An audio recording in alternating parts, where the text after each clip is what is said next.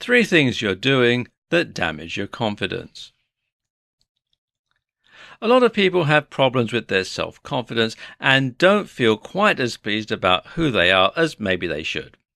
We've all had those days where we feel a bit worthless, and we've all had interactions with people where we felt like we don't belong or weren't as impressive somehow as the others in the group. And often we feel like victims for this reason. We feel as though we've been dealt a bad hand to have such low self-esteem.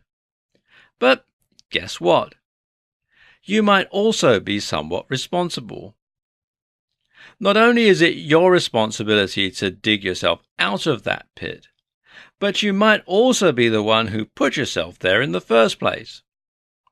In this presentation, we'll cover 3 things that you're doing that damage your self-esteem.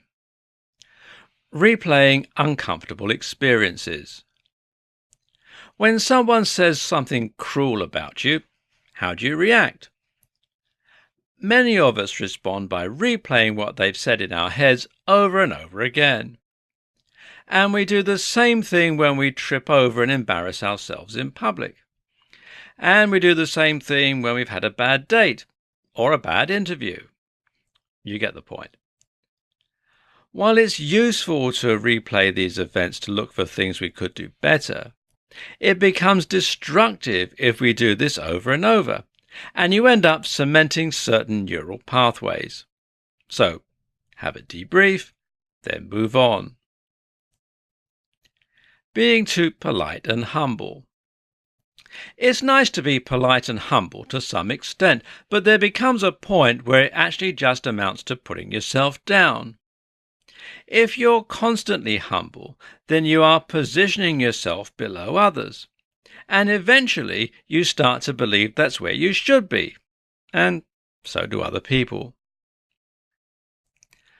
Playing it safe.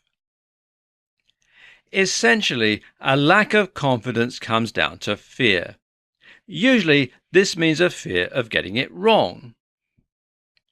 The only way to get over that fear is to prove to yourself that it's unfounded. How? By facing that fear. And that means getting out of your comfort zone and taking risks.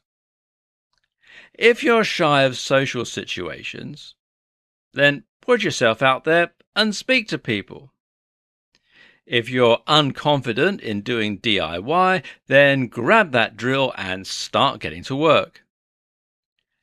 This takes courage, and ultimately, courage is the #1 tool for vanquishing a lack of confidence.